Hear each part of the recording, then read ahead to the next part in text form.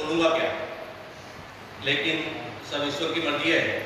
तो मैं बैठे बैठे सोच रहा था कि हम माँ का दर्जा सबसे बड़ा मानते हैं, उसमें कोई दुराई नहीं। हम सबकी कोई ना कोई माँ है, माँ के द्वारा ही हमने जन्म लिया है। लेकिन हम माँ का दर्जा ऊंचा क्यों कहते हैं, उसमें एक बात आती है कि जब हम छोटे होते हैं, माँ हमें गीले से सूखे में करती है, अपने आप गीले में लेट जाती है, हम रोटी करते हैं उसको साफ करती है, कभी गिला शिकवा नहीं करती। लेकिन मेरे को ध्यान में आया, देखो माँ तो माँ ही है, उस पर कहीं कोई क्वेश्चन मार्क नहीं है।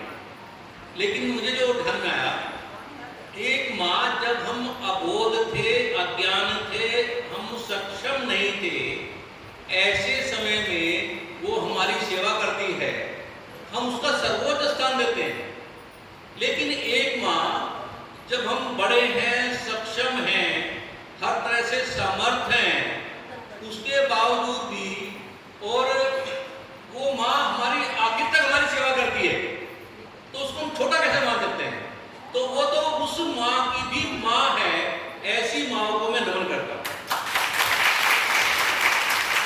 तो और हम तो हिंदू संस्कृति में जन्म लिया हमने तो, और इस समाज का, इस देश का जो भी विद्वान वर्ग है,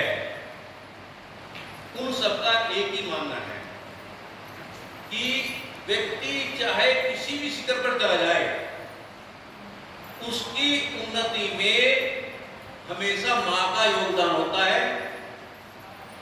चाहे वो बेटी के रूप में हो, चाहे वो बहन के रूप में हो, चाहे वो दोस्त के रूप में हो, चाहे वो पत्नी के रूप में हो, चाहे वो माँ के रूप में हो, लेकिन हमेशा एक उसकी उन्नति में मातृशक्ति का ही योगदान होता है। ऐसे बड़े बड़े विद्वान मानते हैं।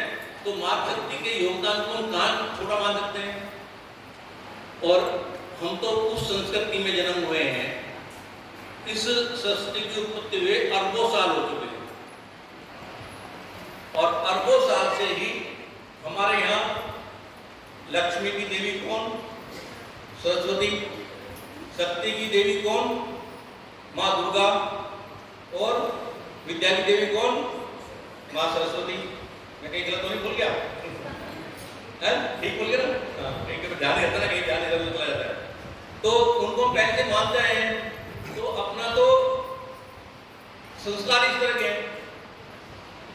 और मातृशक्ति का किसी भी क्षेत्र में कहीं योगदान कम है क्या? आज तो आर्मी में भी अपनी माताएं बहने जा रही हैं, पायलट उससे ज्यादा अच्छी कामयाब हो रही हैं। कहीं भी किसी भी क्षेत्र में लगा लो, वहां पर माता बहनें आगे हैं। तो लेकिन इसी क्षेत्र में नहीं, यदि हम उनका इस समाज के प्रति उनको कहीं त्याग में देखें, उनको कहीं बलिदान में देखें, या किसी समाज के सहयोग के लिए देखें, तो कहीं से भी माताओं का स्थान पीछे नहीं है। जैसे पन्ना धाय के बारे में बात करें, इतना बड़ा बलिदान कौन कर सकता है? मेवाड़ राज को बचाने के लिए एक दासी पुत्र के मन में बेईमाना आ गया कि ये जो राजा का पुत्र है उदय सिंह, यदि ये नहीं रहेगा तो राजा मैं बन जाऊंगा। और ऐसा करके वो उदय सिंह का कत्ल करने के लिए चलता है। उधर पन्ना धाय को पता लग जाता है, जितना उम्र का उदय सिंह बालक था, जो भावी राजा था, उसी उम्र का उसका बालक था।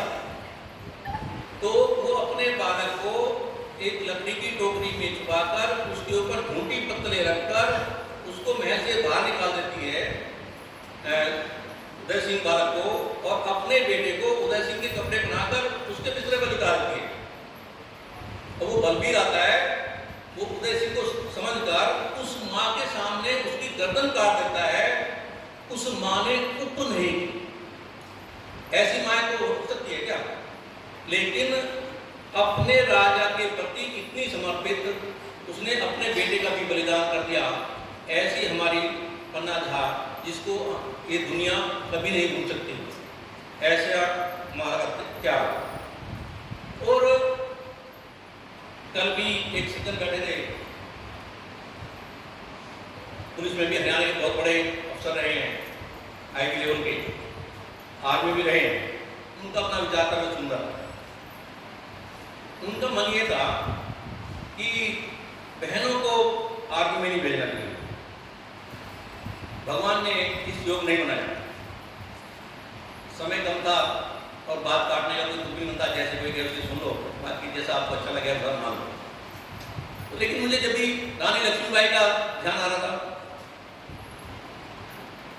तो अनाथी हो गई थी, विधवा थी, और अंग्रेज कितने सारे थे, लेकिन अपने जीते जी अपने राज को नहीं जाने दूंगी, और पीछे से बालक को भी कोई संभालने वाला नहीं था, उसको भी कमर में बांध लिया, और सामने से तो कोई उसके ऊपर वार कर ही नहीं सका, धोखे से ही तो गर्दन काटी, लेकिन बलिदान दे दिया, रुकी नहीं।